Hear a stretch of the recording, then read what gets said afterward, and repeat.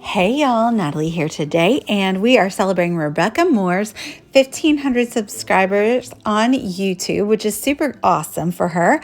I am scrap lifting that photo or that layout that you see down in the bottom right, but I'm going to turn it on its side a little bit because I chose this cut file by Paige Evans, and it is a free one from her Facebook group, and it says fall, but it's vertical. And so in Rebecca's original layout, her cut file is horizontal.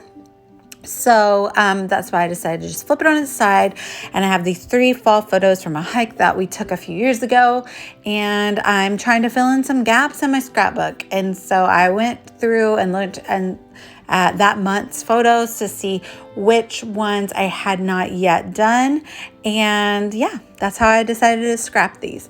So I have put clear gesso on this newspaper print background paper.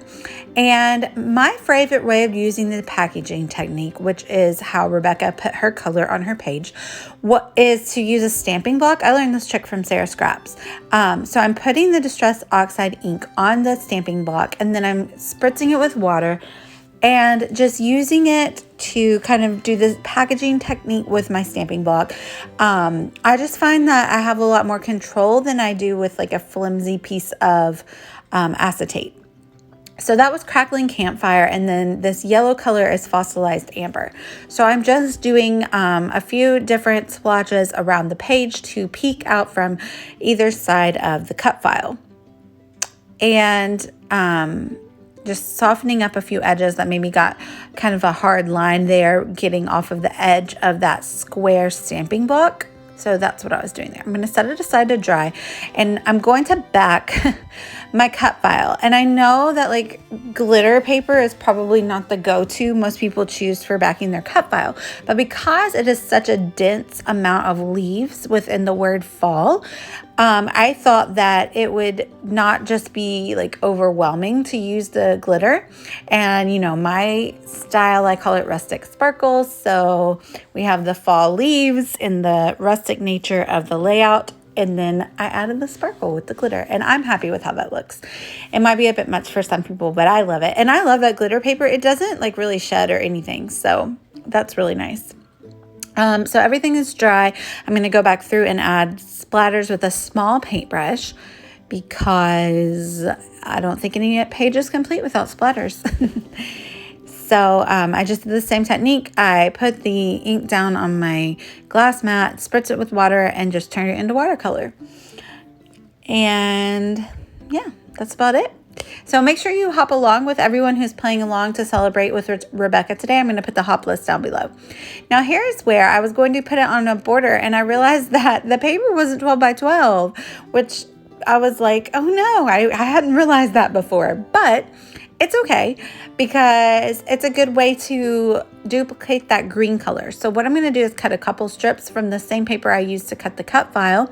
And I'm just going to put them at the top and the bottom, which was the portion of the paper that was missing some of the paper. It was 12 inches wide. It wasn't 12 inches tall. I guess I had used some of it previously and didn't realize it or something. But anyway, I just stick the green at the top and the bottom to kind of make it even out with the as tall as it is wide.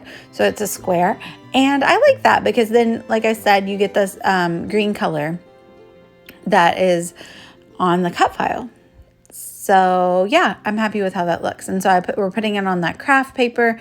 And then I also backed all the photos with craft paper. So now I'm going to put the items on the page as I'm kind of thinking of doing them. And at this point I was like, oh, I'm not going to do any stitching.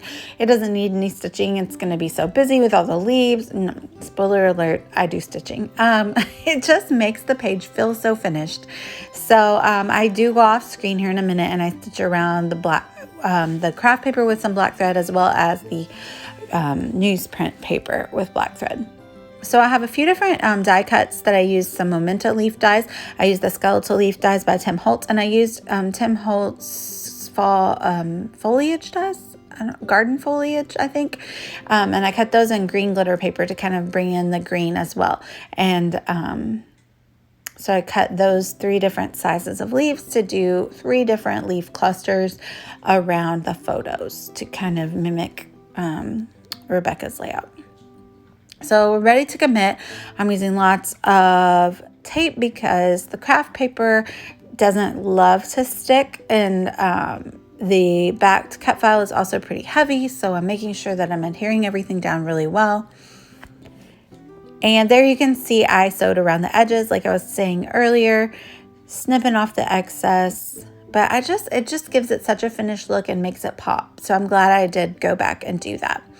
And I'm going to start sticking down with my Nuvo adhesive the different die cut leaves. And then I'm also going to use those pretty 3D leaves there you see on the left. They're from Paper House Productions, and they have some gold metallic embellishment on them.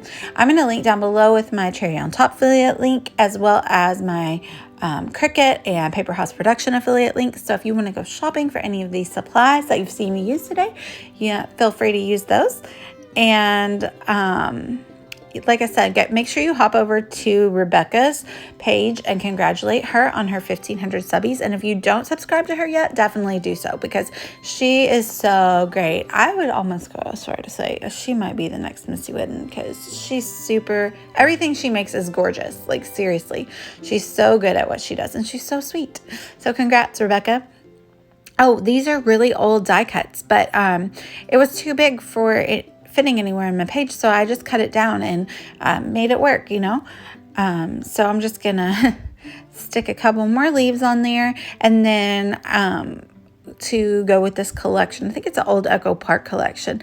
I also had some old enamel dots, so I'm gonna use the orange and the yellow ones and kind of finish those up on the sheet. And I like that like bit of kind of matte enamel dot look that it gives. So I think we're almost done, and I'm going to pop up my final layout as well as Rebecca's so you can kind of compare them. But make sure you hop along and see all the creations that everyone scrap lifted from her, and go give Rebecca a congrats. And thanks for watching. I'd love it if you'd like and subscribe. Bye,